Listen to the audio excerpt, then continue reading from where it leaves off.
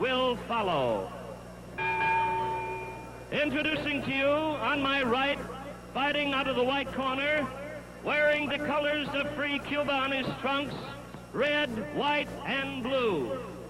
Fighting out of Miami, Florida, weighing in at 146 pounds, the outstanding challenger, #1 contender, Luis Rodriguez.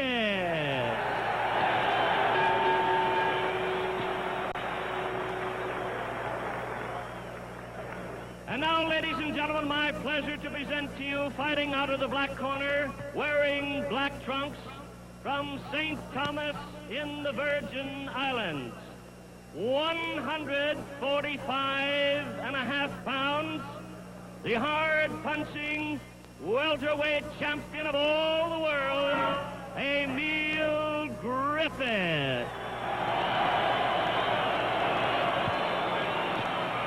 Now giving instructions, your referee, Tommy Hart.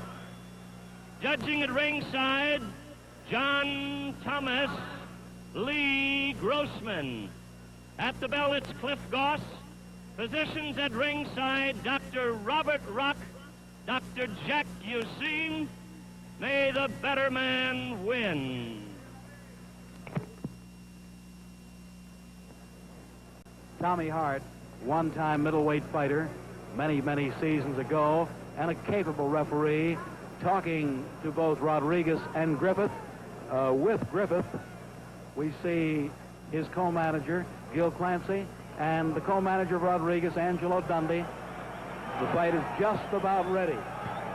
15 rounds or less.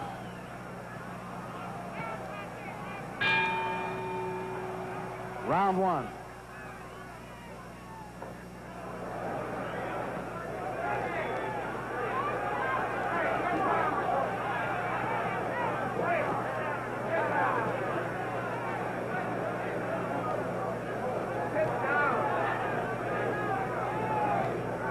Watch for the fancy, fast footwork of Rodriguez.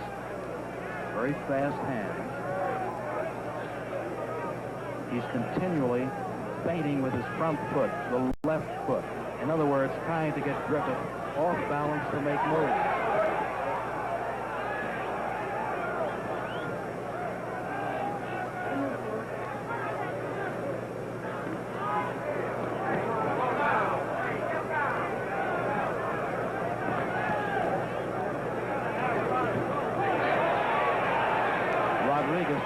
Tossed that best punch of the round thus far after about a minute into the 3 minutes. The right over a left. He's a fairly good counterpuncher.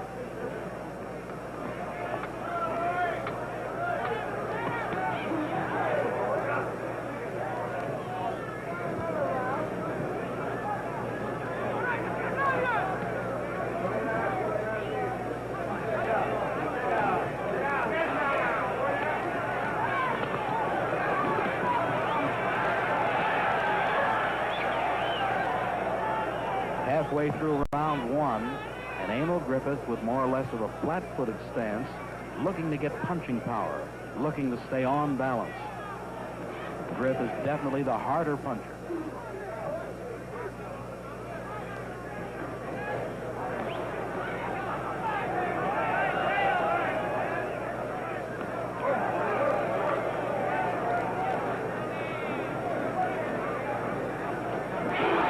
Beautiful counter again. The same punch he landed 1 minute ago. The right over the left.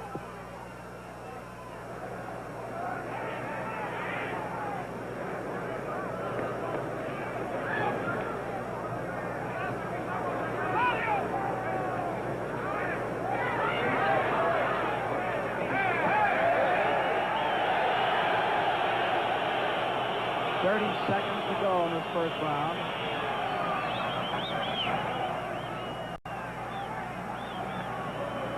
Both fellows have started with somewhat of a slow first round.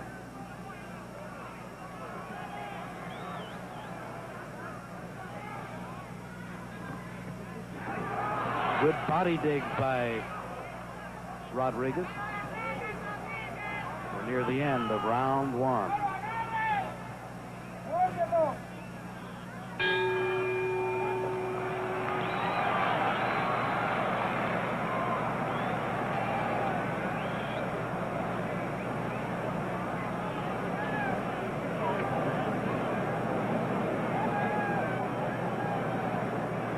We're looking into the corner of the challenger, Louis Rodriguez.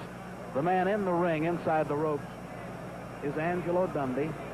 Angelo will do the thinking. Right now, he's putting some Vaseline above the eyes and on the side of the body of Rodriguez. In other words, the reason for the use of Vaseline is so that punches would slide and slip. Won't carry full effect.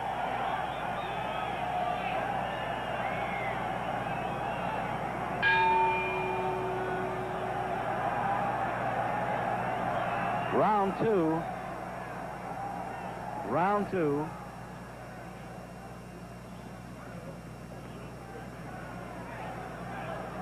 The champion seems a bit more determined in this round. These fellows fought some 3 years ago in Madison Square Garden, New York City, at which time Griffith, just before he was champion, won a one-point split decision.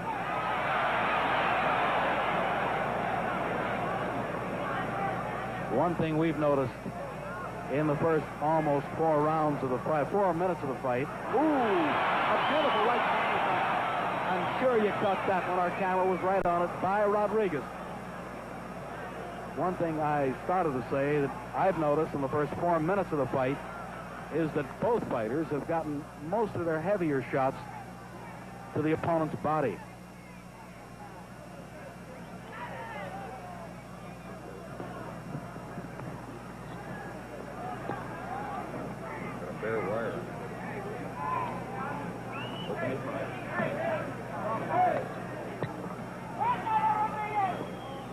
Tommy Hart, the referee, doing a nice job of standing away from the fighters.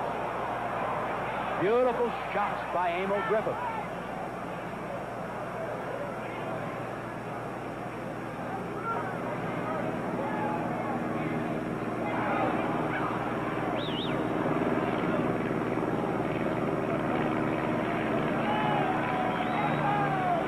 Rodriguez is not tying up the right-hand areas of Emile Griffith on the inside, and Griffith has been taking advantage of that free hand.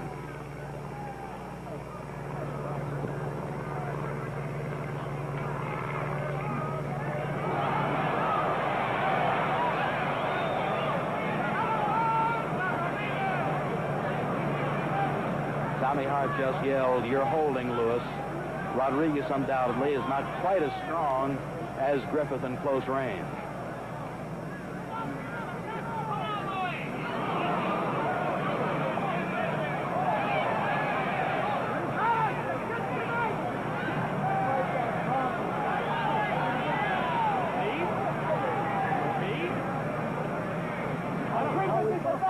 Halfway through this second round.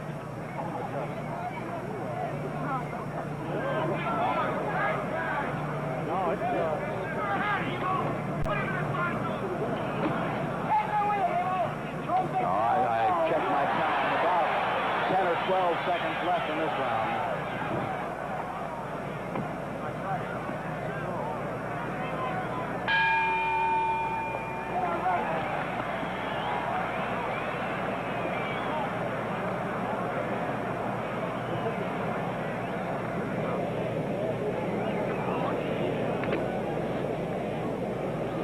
And now we're shooting into the corner of Emile Griffith.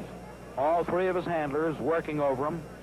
The towel spread over his chest and shoulders to keep those muscles warm and relaxed. Gil Clancy putting that Vaseline above the eyes, and Sid Martin on the right-hand side giving him that swig of water.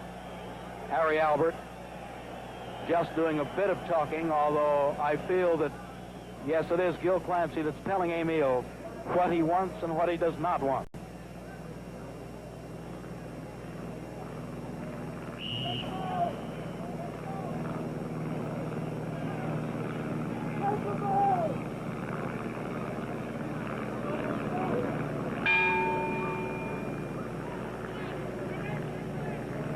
Round three.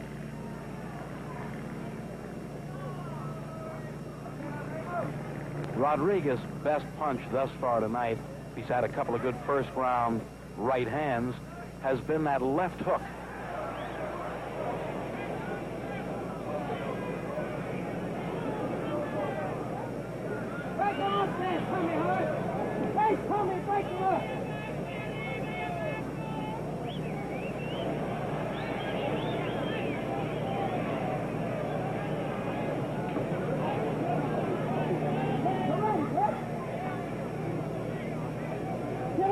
California State Boxing Commission rules state that from welterweight on up to heavyweights, the fighters wear 8-ounce gloves.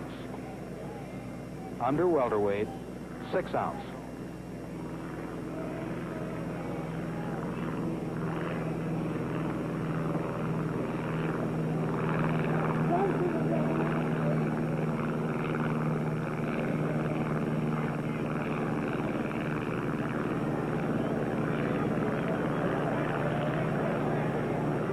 Rodriguez has been attempting, when he slips a lead, moves inside a punch, to flurry a bit toward the body, trying to pile up those points.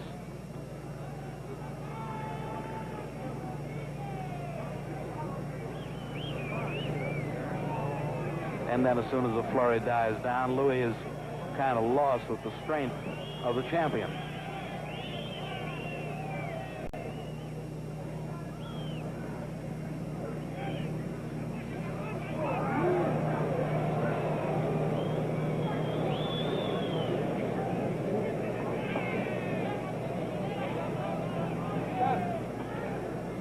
One minute to go, and this is the third round.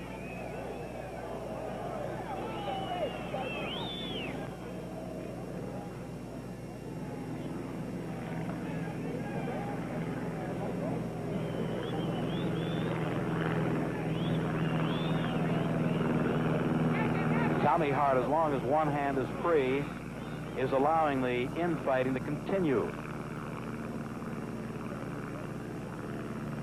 In other words, when the hand isn't tied up. 30 seconds to go in the third round.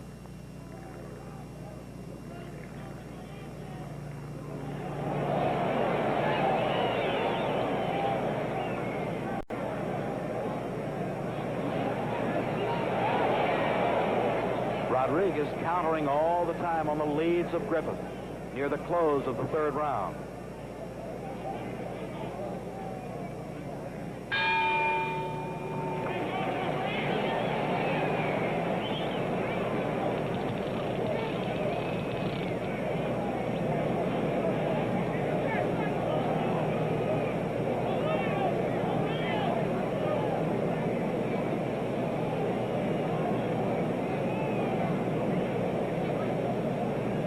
Looking over again into the corner of the challenger.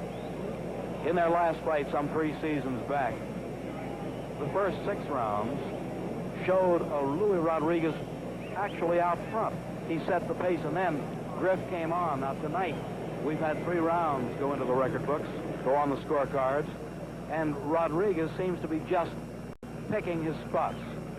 Angelo Dundee talking to him, and talking a little harsh at this time, telling him perhaps some more leather, some more punches, Louis.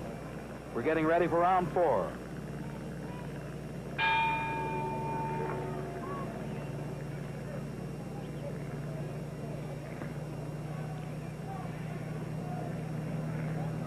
Both fellows are classic boxers.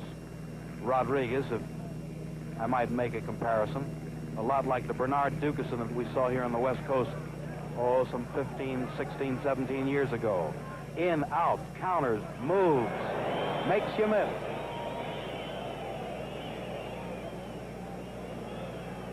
Griffith, on the other hand, very sturdy, deliberate. A little bit of the Jimmy McLarnin when Jimmy moved up to the welterweight division.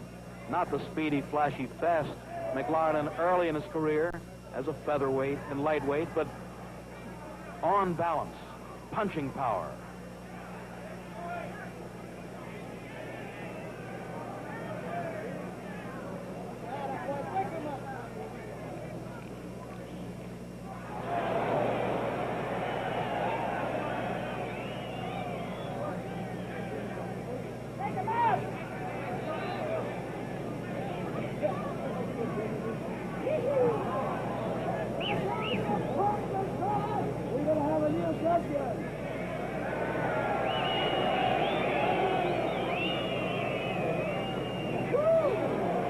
halfway through this fourth round. Remember, this and all fights tonight are scheduled to go 15 rounds or possibly less.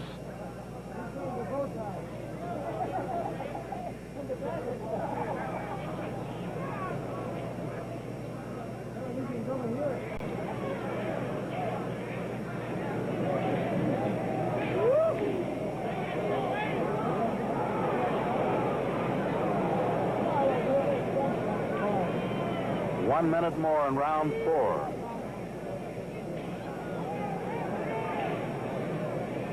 I'd hate to be on the other end of some of those body digs.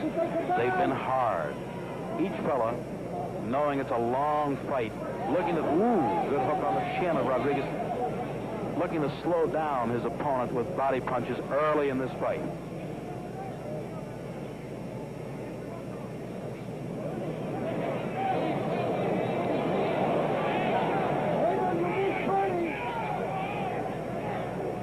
Seconds to go in the fourth round.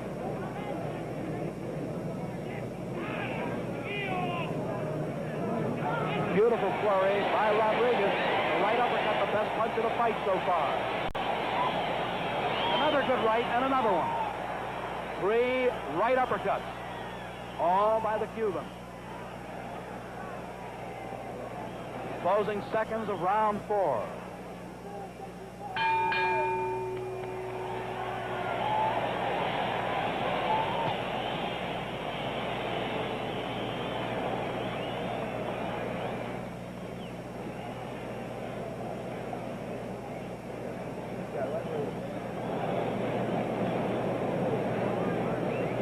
Now looking into the champion's corner,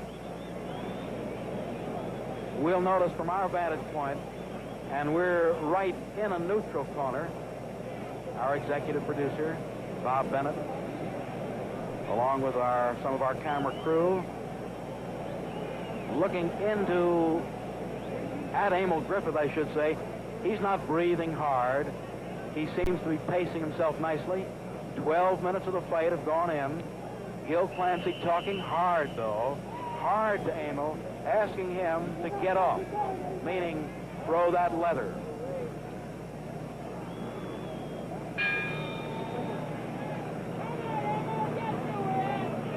Round number 5.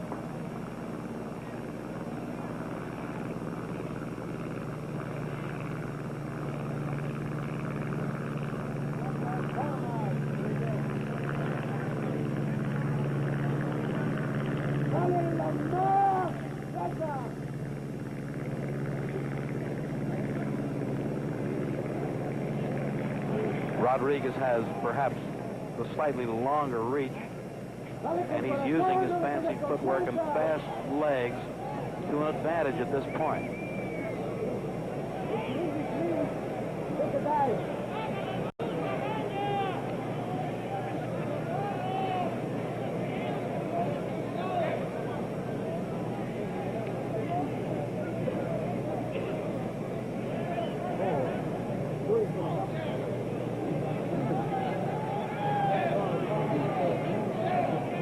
We've had 1 minute of this round in the 5th.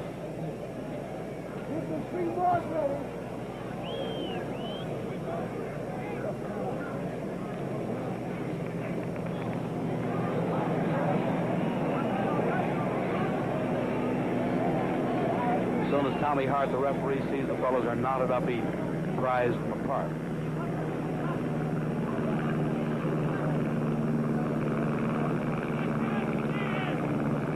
And Tommy yells, break and step out. The fellows are fighting a clean fight thus far. Louis has been sharp with the right uppercut, close range only. Rodriguez certainly is not the puncher of a Griffith.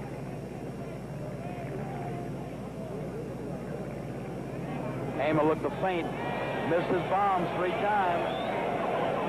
Now, I could be wrong. With a minute to go, I'm going to look closely for you. When Rodriguez gets out of that close range, let's look above if we get a shot at it. Above his left eye, there seems to be a skin wound right to the left and above the left eye, meaning that the cut could open up. It could develop into a cut. It's only a skin break at this time. 30 seconds to go in round 5.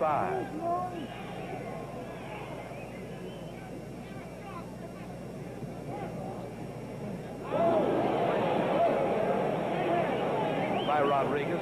Rodriguez with the right over the left.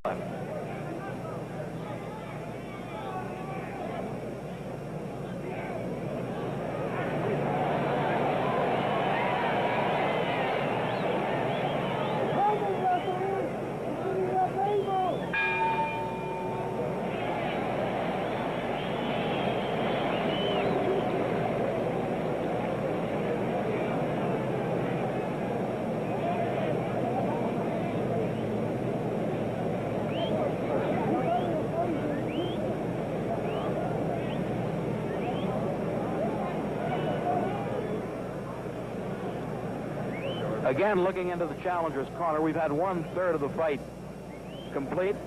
At the end of 5 rounds, how are you scoring it? In the state of California, they have what they call the simplified 5-point scoring system, where the winner of each round gets anywhere from 1 to 5 points, the loser 0.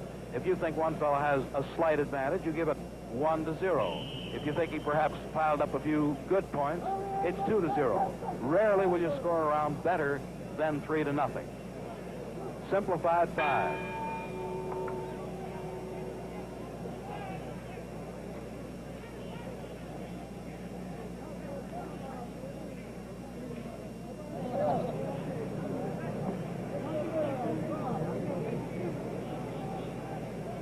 Griffith, known to be a notoriously slow starter. He proved that last time out in Las Vegas when he defended against Jorge Fernandez, was losing at the end of 5 or 6 rounds, and then came on to throw the bombs. He was slow against Ralph Dupas in his defense.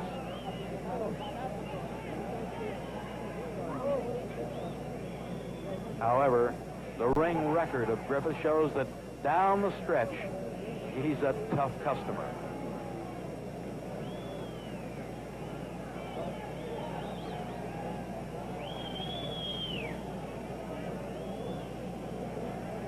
We're 1 minute into round number 6. Some of the Latin contingent upstairs yelling for more action. I believe, however, that Louis Rodriguez is content at this point of the fight to kind of box his way, dance his way, and pace himself.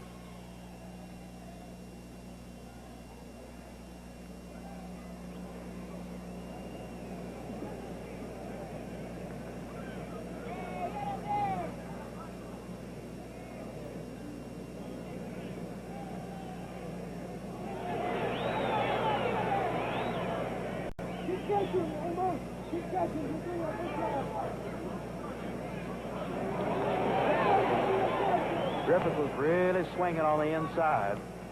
Don't know how many of those punches you could see. It was tough to stay in there with him. 1 minute to go in round 6. Ooh, a good right hand by Rodriguez. And Rodriguez trying to pile up those additional points in close range as long as he can tie Griffith's right hand up.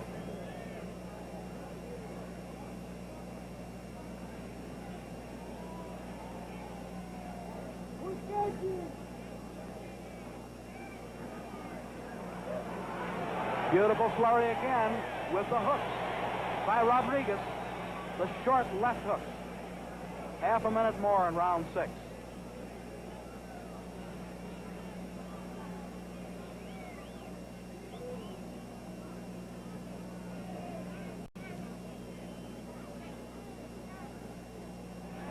He certainly is flurrying more. The challenger has been putting punches together, as they say in the boxing business. Closing seconds now of the 6th round.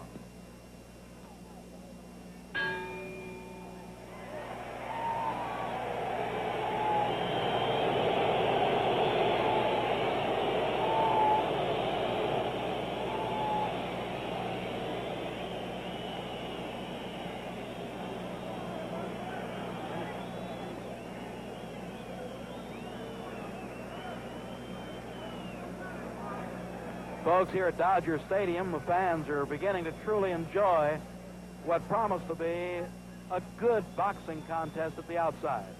On paper, as we try to analyze the two fighters, looking through the history of them, as we look into the corner of Griffith, we thought it would strictly be boxing, but Emile Griffith has been breathing a bit harder.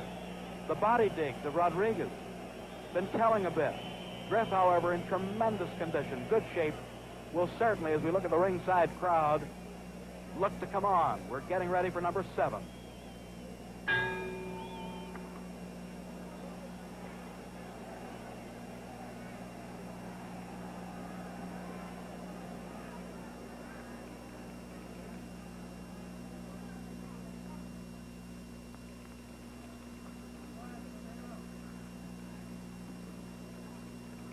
The old saying in the world of sport is you always stay with the champion until he's defeated. The odds going into this fight at ring time, at bell time, at a few minutes past 8 o'clock, Griffith was an 8.5 to 5 favorite.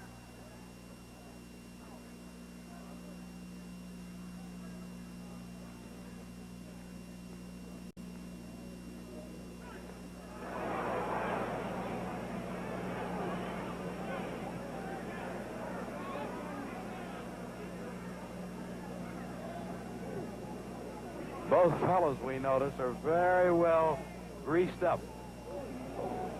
Tommy Hart is allowing them to use, evidently, the extra bit of Vaseline. Tommy is doing a nice job of allowing them to fight when they're free to fight and breaking them when they're not.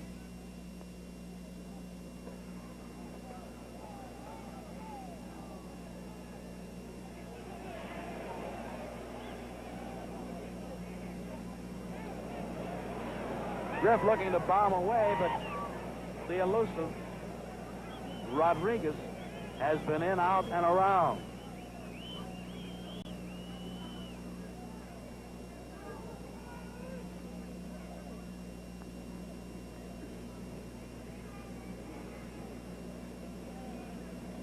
We have about 1 minute to go in this 7th round, with 2 spectacular fights to follow. Davey Moore and Sugar Ramos, and then battling Torres and Roberto Cruz.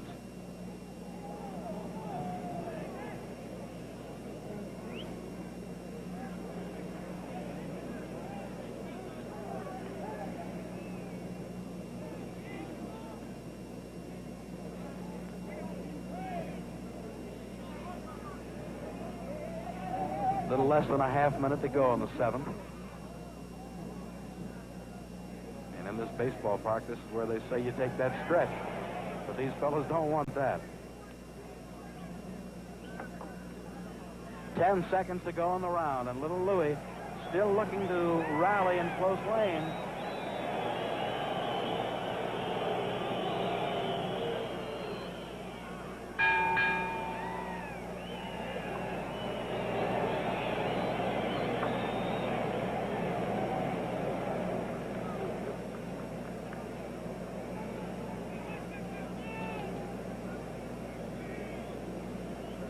Just looking around ringside and into the working press, some of the top sports writers of the nation are covering the fight.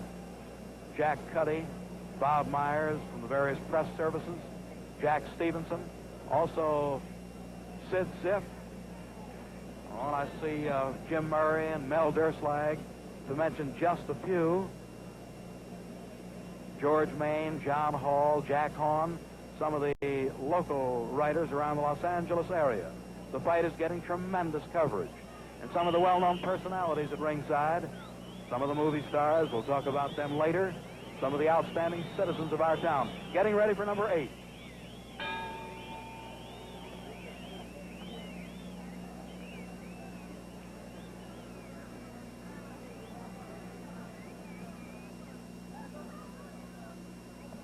I've had the privilege of broadcasting 4 of Griffith's fights in the past and 3 of Rodriguez. And this almost always is the round where Emile Griffith has taken off, has started to go, has started to pile in, become more aggressive. Now let's see if Rodriguez, who has been pacing himself nicely, will allow Griff to do this tonight.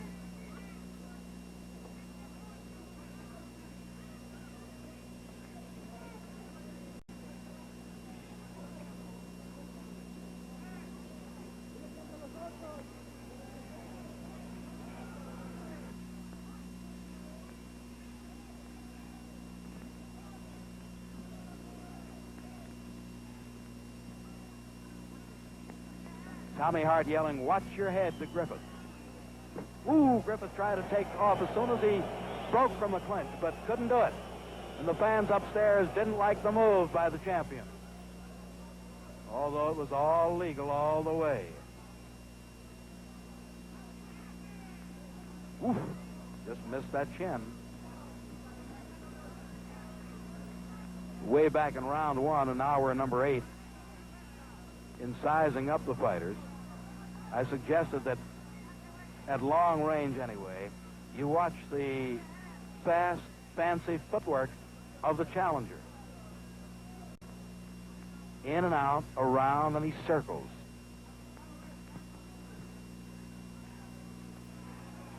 Then he'll flurry, he'll tie his opponent up, and then he'll want to get out again if he can.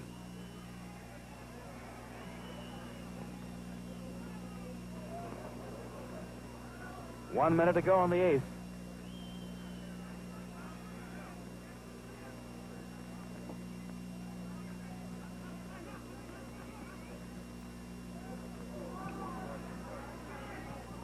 Griffith countered nicely, slipped inside of a hook and threw that short right hand, but we haven't seen too many of the short punches that Griffith tossed in previous fights. Half minute more in number 8.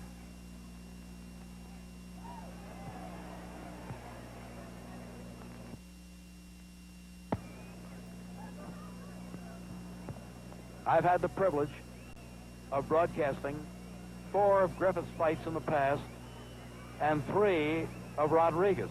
And this almost always is the round where Emile Griffith has taken off, has started to go, has started to pile in, become more aggressive.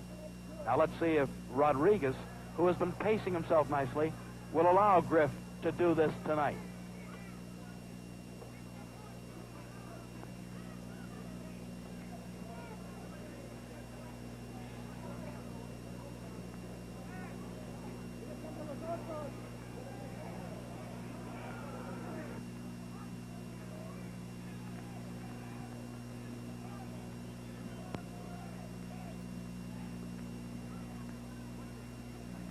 Tommy Hart yelling, "Watch your head," to Griffith. Ooh, Griffith tried to take off as soon as he broke from the clinch, but couldn't do it. And the fans upstairs didn't like the move by the champion, although it was all legal all the way. Oof, just missed that chin. Way back in round one, and now we're in number 8. In sizing up the fighters, I suggested that at long range anyway, you watch the fast, fancy footwork of the challenger. In and out, around, and he circles.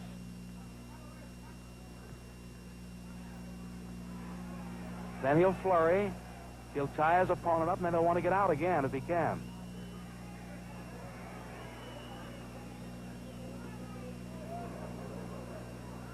One minute to go in the 8th.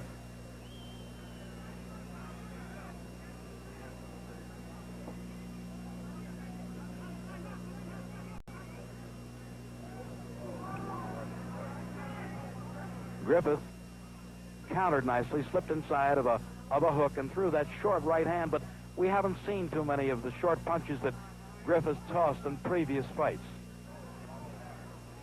Half minute more in number 8.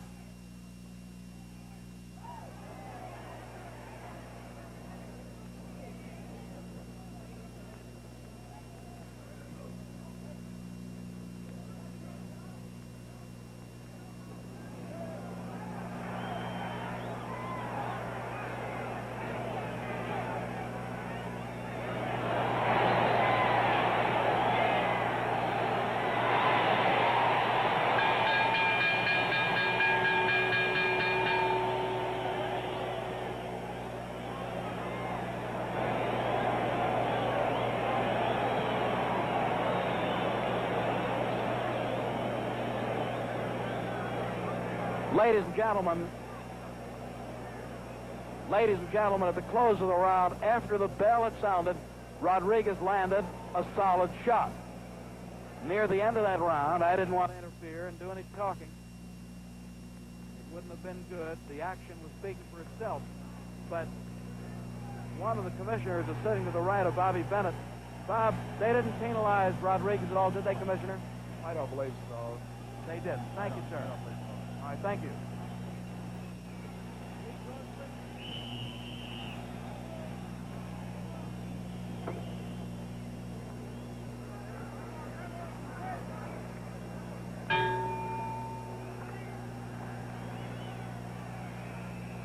Number 9.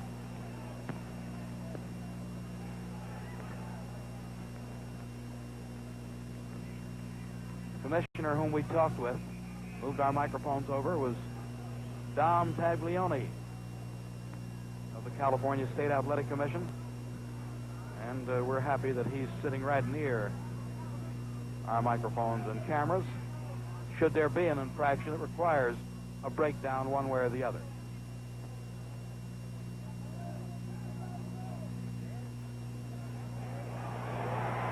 Beautiful short hook on the chin of Griffith. However, Griffith got a good shot in on the inside against the body of Rodriguez.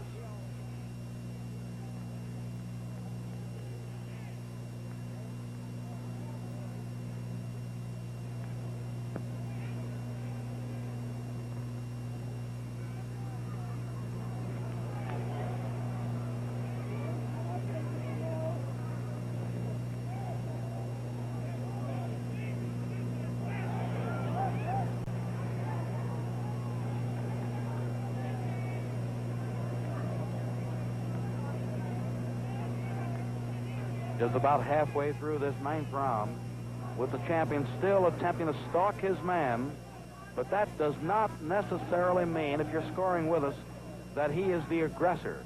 The aggressor is the man who lands the punches, not necessarily the guy who walks forward.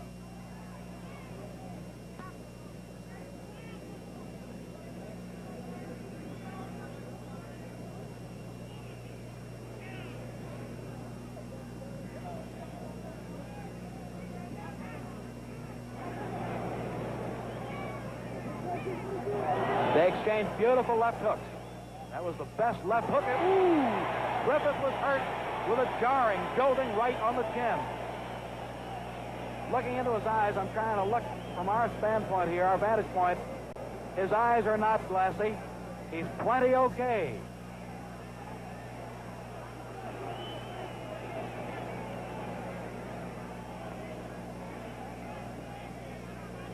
The pace for a boxing match, and we have half a minute more in round 9, has been very good. When George Parnassus made these matches tonight, and really he's been dreaming of this extravaganza for a long time, he made them all close contests on paper.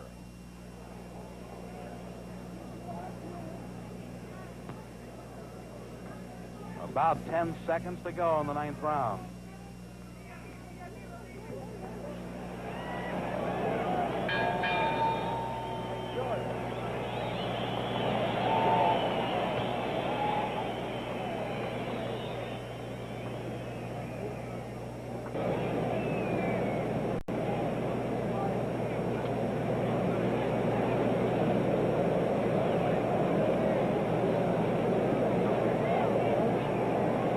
Just talking for a couple of seconds off microphone to matchmaker, co-promoter George Parnassus, and kind of eavesdropping on how George is scoring the fight.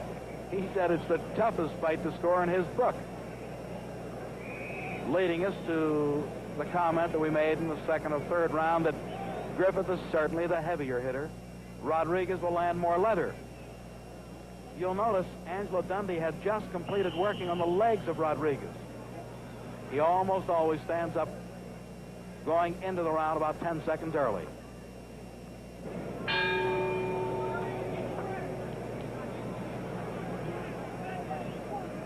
Round number 10.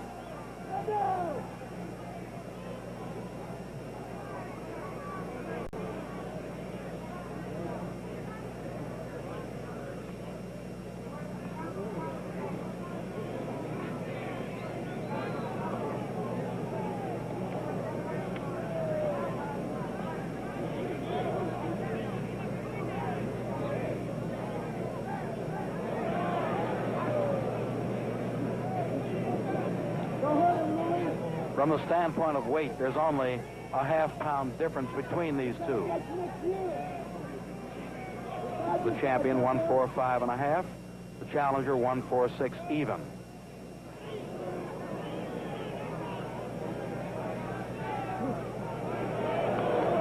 Griffith seems to be a bit over-anxious.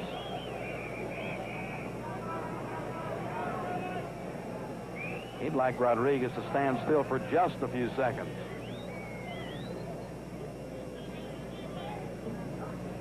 And that would be hazardous, believe me. Ooh. Griffith coming out of that clinch shot through that short hook, but he got hit with a short right hand.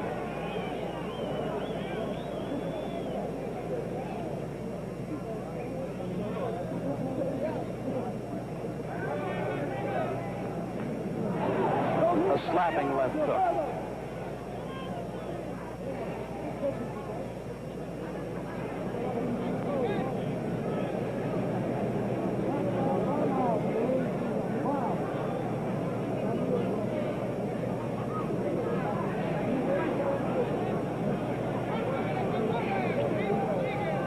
One minute to go, and this is the 10th round. It's been somewhat of a slow round. They're undoubtedly still pacing for that drive down the stretch, 11 to 15.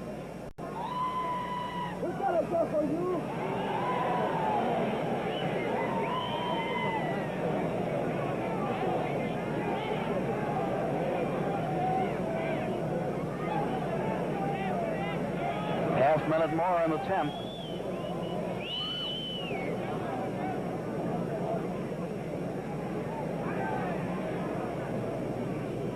Rodriguez wants to stick. Ooh, a good right hand, but look at Rodriguez fire back.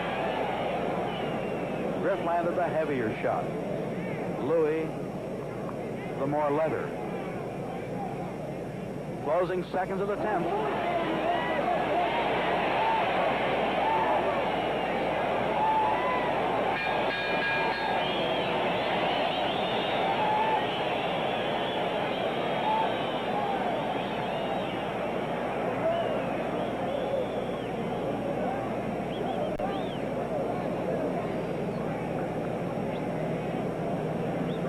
We said that there'd be many of the movies set, and they're all cheering for either guy.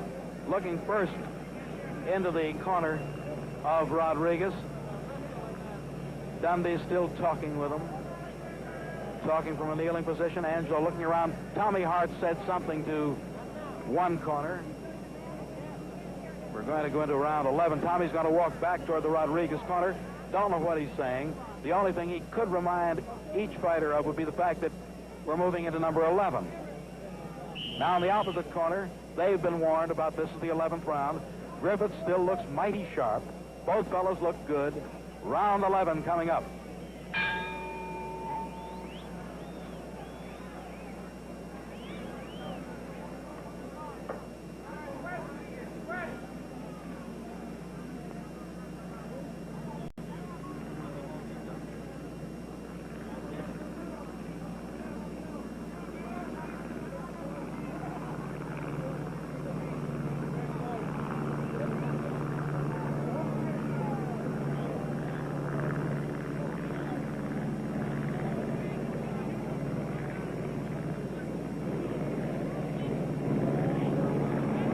Emile, the champion, would definitely like to punch it out with his challenger.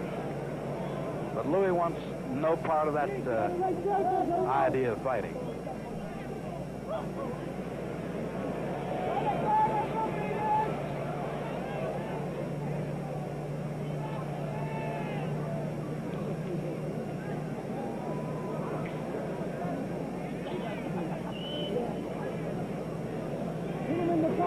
Beautiful night out here at Dodger Stadium, and a good crowd on hand.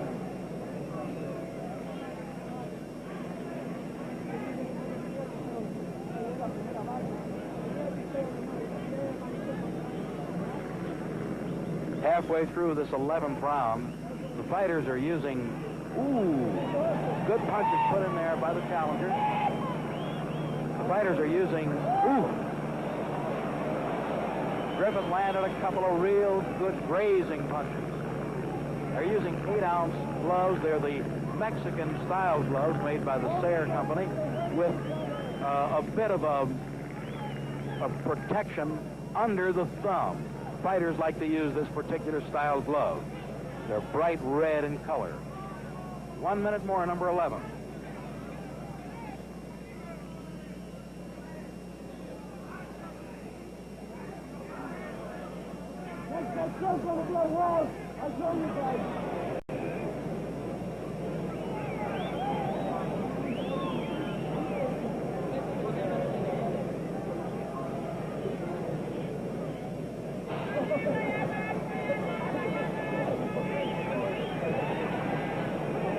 And about a half minute to go in this 11th round. Griffith tried to lean his weight on Louis that time. A pretty good trick, if you can get away with it, to tire a man, tire an opponent. Ooh.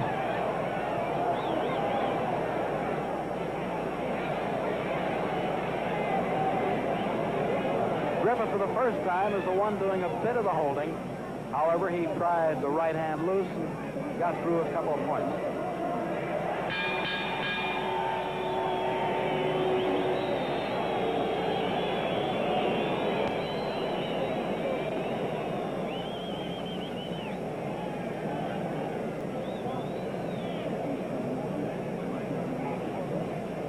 Only 12 more minutes of fighting to go. And at this point, as we look in and see Gil Clancy, the co-manager, talking with Griffith, making gestures, he is begging Griffith to get off and punch. He's holding his hands now, and he's trying to tell Emile that he wants punches put together. He's still talking hard to him. He's still saying body and then chin. In other words, reach to the body and then bring it up to the chin. Gil Clancy wants combinations. He feels that the one-punch shot will not land.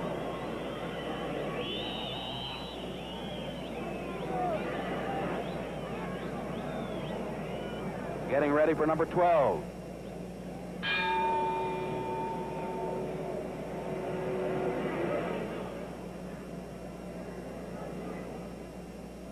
These last 4 rounds will tell perhaps the story of the World Welterweight Championship.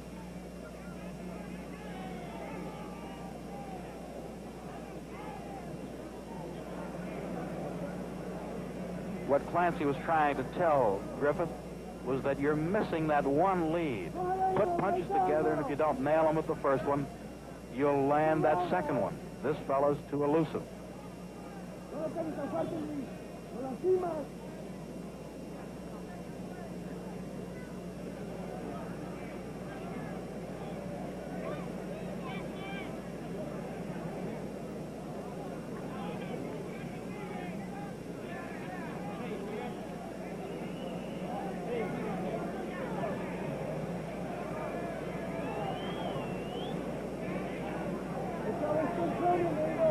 A left jab can do one of 2 basic things, and you'll notice each fellow looking to get what they call that left lead, and there it is.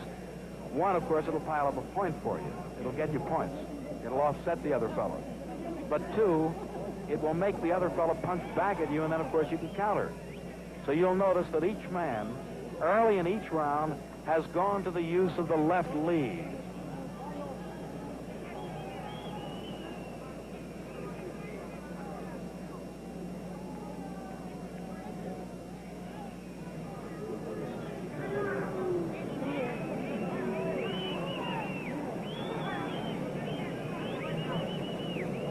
We're better than halfway through this 12th round. A hard boxing match. 2 different ring styles. Griff tried putting 2 punches together like Clancy told him to do.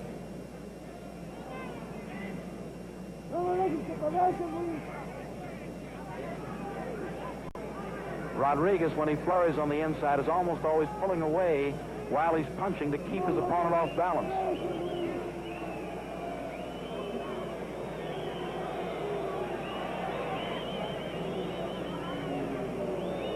Half minute to go in the 12th round.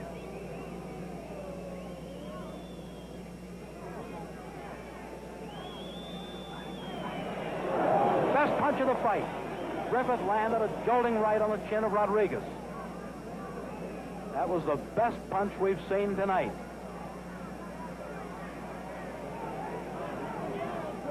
Closing seconds of the round. Look at Louis try to flurry and back in there with punches.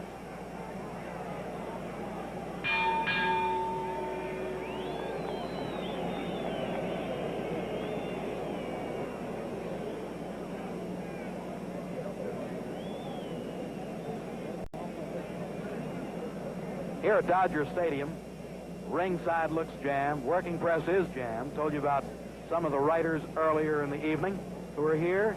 And from the standpoint of movie crowd, there you see the writers, the guys with those caps right under the ring lights. Some of the fellows I know you'll identify by their pictures on the columns. And behind them we see, well, I see Stanley Kramer, one of the producers of some top films, and attorney Paul Caruso, one of the top sportsmen in town. Cal Eaton's son, attorney Bob Bennett, right in there. Bob Eaton, excuse me.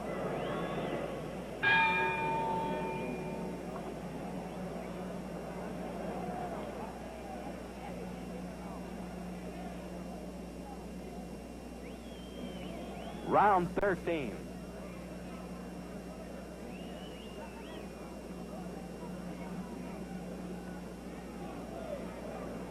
Rodriguez attempting to hook to the body and head, but Griff, too, is a tough target to get standing stationary and straight up.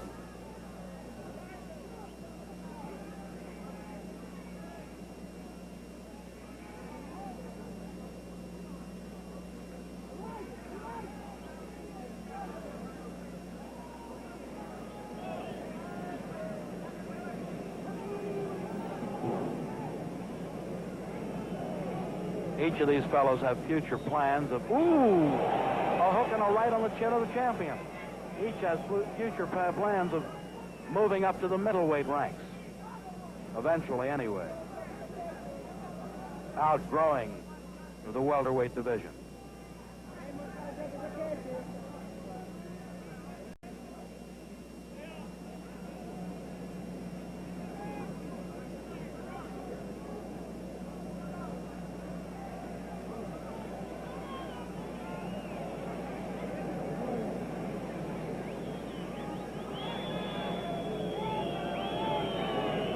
Halfway through this 13th round, the action has slowed down a bit. Oh, man. Griffith landed 3 fine punches.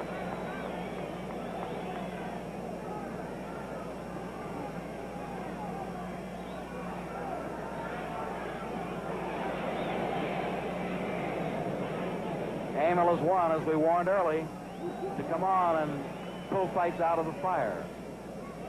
Very strong guy. A minute to go on the 13th.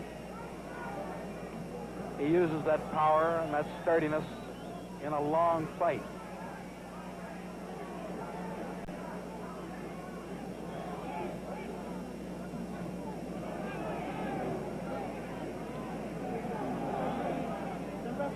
I still make it a rough fight if you're scoring the judge.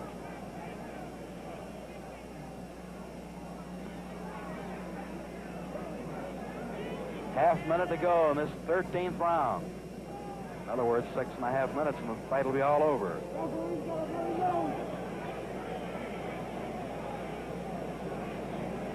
The Rodriguez corner yelling at him. They're counting his punches. They're telling him to keep pumping, keep going.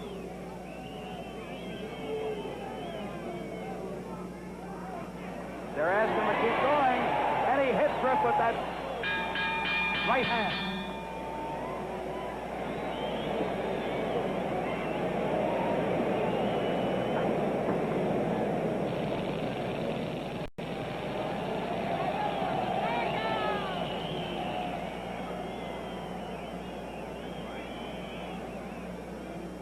Now the back of champion Emile Griffith as we get set for round 14. Again, Clancy talking and begging him to put that leather together. Let him go. We notice that Rodriguez, on the other hand, near the end of each round, as we look over toward the Rodriguez corner, Angelo Dundee has been yelling with 15, 20, 22, 23 seconds to go, and we've been clocking him all the way through, has been yelling for a flurry.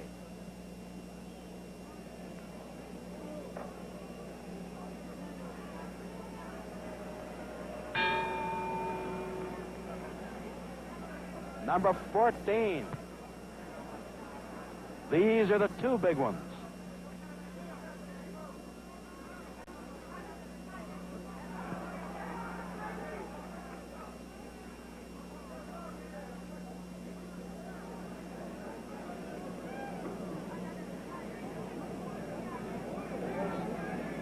Those of you who followed Griffith's career know that, not too long ago when he defended against Dupas, going into the last round, it was a very close fight.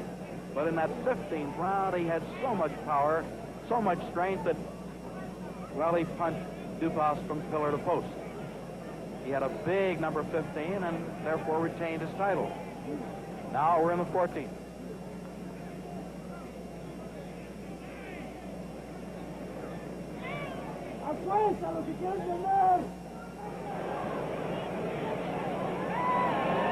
Rodriguez getting more confident at this point. His jab has a bit more sting to it seems.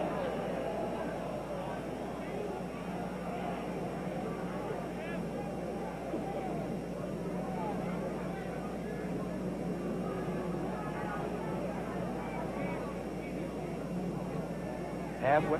Ooh, a good right hand and a good left hook from the chin of the champion. Halfway through this 14th round.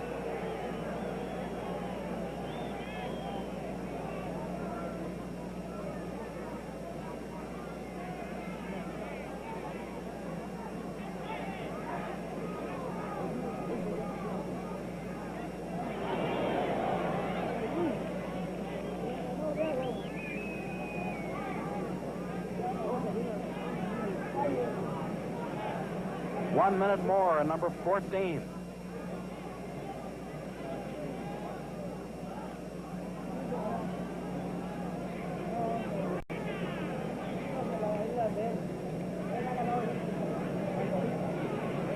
Typewriters are beginning to pump the story out now, all around us.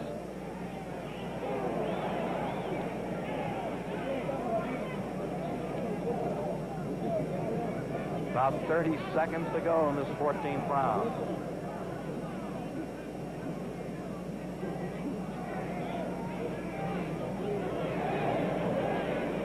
There goes the yell from the Rodriguez corner to put the punches together, start rallying. But he just can't seem to do it as yet. There he goes. No, didn't get set. There he goes with the right hand, and they're still yelling for the flurry to steal the round.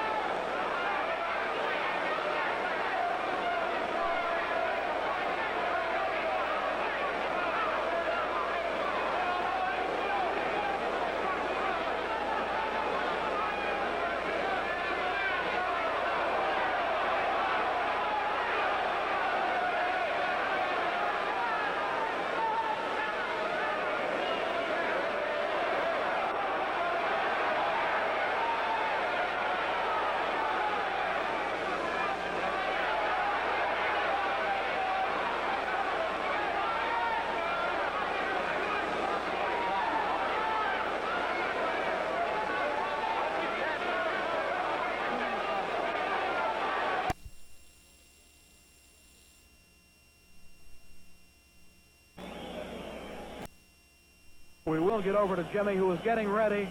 He'll take his microphone, and we'll have it. Jim, go ahead.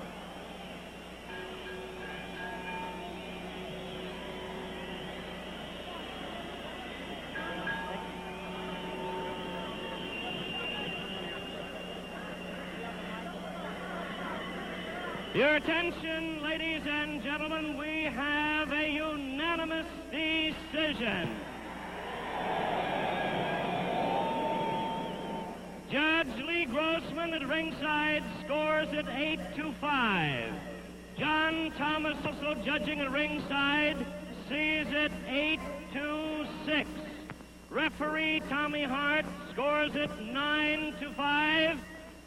The new welterweight champion, El Cubano, the elusive Luis Rodriguez. Let's get the new champion over to our microphone. Luis Rodriguez. Hey, champ, how do you feel? I feel good. I feel great. Now tell me, Luis, when you give him a chance at your title? I'm going to fight anybody in the welterweight division.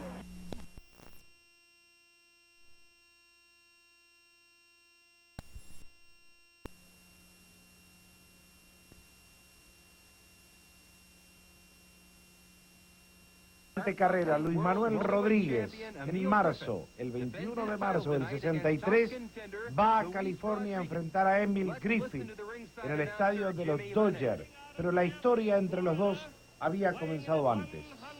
Se enfrentaron un total de 3 veces durante sus carreras. Esta fue la segunda pelea. La primera vez que se habían enfrentado estos dos boxeadores fue en un 17 de diciembre de 1960, mientras que vemos a Luis Manuel. Esa pelea fue en Nueva York y Emile Griffith ganó una decisión de 10 rounds, poniendo fin a una racha de 35 victorias consecutivas de Luis Manuel Rodríguez.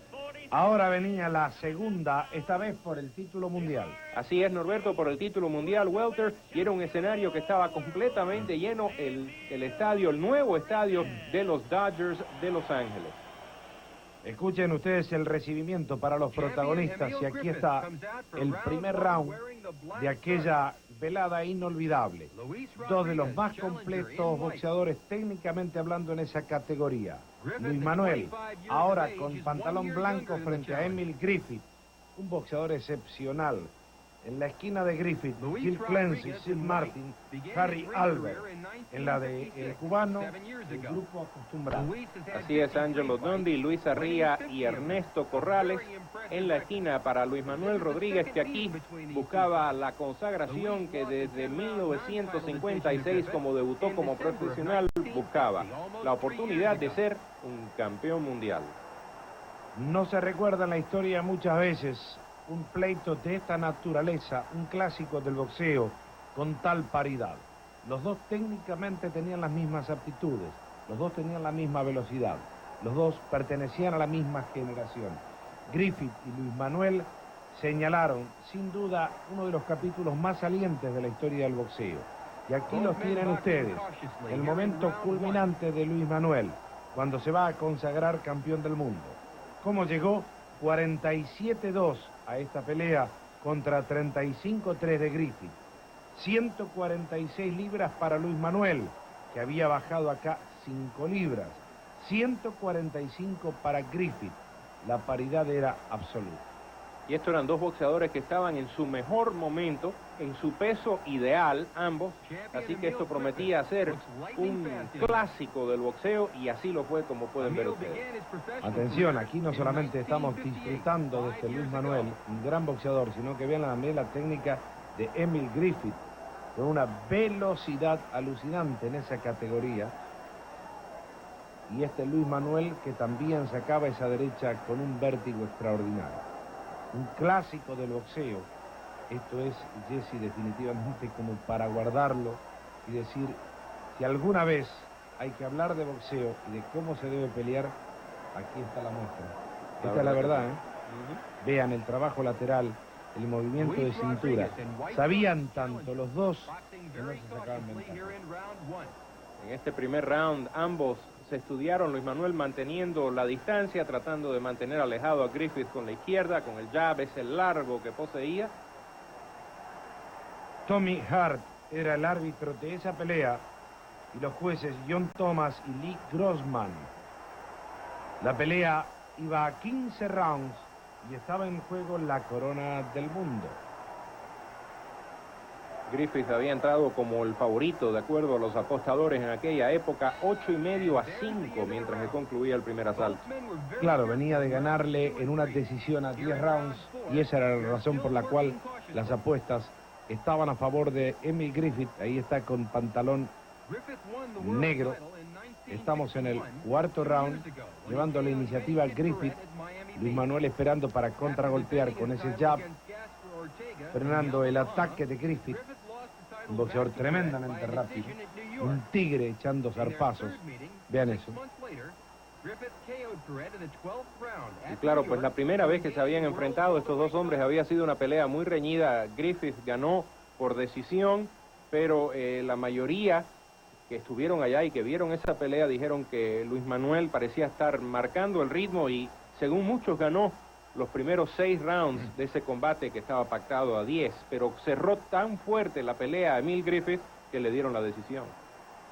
El primer título, el cubano, Luis Manuel Rodríguez lo ganó el 20 de septiembre de 1958 frente a Kirby Chico, en una pelea realizada precisamente en La Habana, Cuba, y no peleó fuera de Cuba hasta 1959, cuando peleó en Miami Beach y ya comenzó a formar parte del contingente de exiliados cubanos en los Estados Unidos.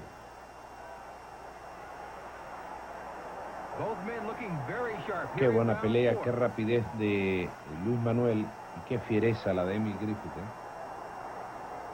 Es que vean ustedes cómo se van anexando los nombres y los capítulos de esta historia. Luis Manuel prolonga su campaña y pierde finalmente contra Nino Benvenuti. Griffith prolonga su campaña y pierde en última instancia la opción de ganar de nuevo la corona frente a quien le ganó a Benvenuti, que era Carlos Monzón. Estos dos hombres han recorrido el tramo más importante por el nivel técnico que ha tenido la categoría de los welters y de los medianos a través de toda la historia. Aquí entonces está el 9º round de esta pelea, pactada a 15 asaltos en el Dodger Stadium de Los Ángeles. Todavía los angelinos estaban gozando, saboreando esa movida que hicieron los Dodgers de Brooklyn a Los Ángeles en la década de los 50. Y ahí escuchan ustedes al narrador en inglés dando el mismo detalle que dio Norberto hace un momento. En 1958 el primer título de Luis Manuel Rodríguez, la corona welter allá en Cuba contra Kid Pichique. Creo que nos lo adelantamos, ¿no? Por unos 30 años después. Por unos 30 años después, ¿es verdad? Aquí está Luis Manuel Rodríguez, pantalón blanco, enfrentando a Emile Griffith. Segundo combate entre ambos, 21 de marzo de 1963. El árbitro, repetimos, Tommy Hart. La pelea era técnicamente de un gran nivel. Luis Manuel controlando con la izquierda en punta. Griffith esperando para arremeter. Griffith era más temperamento. Luis Manuel era más técnica. Y aquí pues estaba gozando todo el público de Los Ángeles de este combate. Alrededor de 25,000 personas presentes para esta pelea en el Dodger Stadium en Chávez Ravine. Y la verdad, habían sacado hasta el último centavo que pagaron, porque esto sí fue un clásico del boxeo. Y además algo importante, Griffith iba a recorrer en la historia del boxeo un signo trágico cuando, enfrentando a otro cubano, Benny Kid Pared, le iba a propinar un castigo tan duro que terminó con la muerte de el que era por entonces campeón del mundo, Benny Kid Pared. 15º y último round. Griffith arriba, Luis Rodríguez tocando y saliendo, en la culminación de una brillante carrera, en su noche más gloriosa. Y una pelea que había sido bastante pareja, Norberto. Es más, algunos que estaban en el ringside decían que este último round pudiera decidir nuevamente el combate, igual que había sucedido en la primera pelea entre ambos boxeadores. El último round pudiera ser el definitivo. Pero aquí Luis Manuel iba a ganar demostrando una técnica elevada, estaba pasando por un gran momento y con las 140 y pico de libras que había puesto en este combate, 146, estaba con una gran velocidad, con la rapidez y con los reflejos que lo habían hecho famoso. Vean, ahí está esquivando con movimiento de cintura y volviendo luego con la derecha baja, ahí está a la izquierda abriendo el camino, frente a un Griffith que ante esa velocidad aparece como con alguna torpeza, pero Griffith era un boxeador muy duro, muy fajador, y Luis Manuel muy astuto, muy inteligente, no dejándole fabricar el concepto del combate que quería Emile Griffith. Y a este punto del combate, 15º asalto, hoy en día no se pelea a 15 rounds, hay frescura en los golpes que dan, ¿no? Todavía han regulado la energía. Es verdad, está embravecido, enceguecido. Emile Griffith quiere ir a ganar, sabe que se le está yendo la corona de las manos, y Luis Manuel, tocando y saliendo, se va a convertir en aquella noche inolvidable en el nuevo campeón del mundo. Era la culminación de un trabajo de mucho tiempo, era la alegría grande de un boxeador excepcional, Luis Manuel Rodríguez. Ahí está esperando, moviéndose con una gran rapidez, vean, indistintamente hacia uno y otro sector. Espera la embestida, se agazapa, se mete debajo, quedan otra vez enganchados y el público comenzaba a delirar porque percibía que la corona iba a ser para el cubano. Un último round áspero, con una gran entrega por parte de los dos. Nadie diría que esto es distinto, ¿eh? ¿Verdad que no? Y una historia interesante acerca de este clásico del boxeo, el round 14 no existe en ninguna película, nadie lo tiene, por lo menos que nosotros tratamos de encontrarlo, y no existe el round número 14. Es una lástima porque queda perdido un round de lo que es verdaderamente un clásico del boxeo. Ahí va Luis Manuel arriba. Está desesperado Griffith. Ahí está la campana y es el final. Aquí estaba el anuncio oficial, allá en California. Judge Lee Grossman at ringside scores it 8-5. John Thomas, also judging at ringside, sees it 8-6.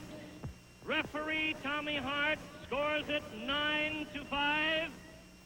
The new El nuevo campeón del mundo, Luis Manuel.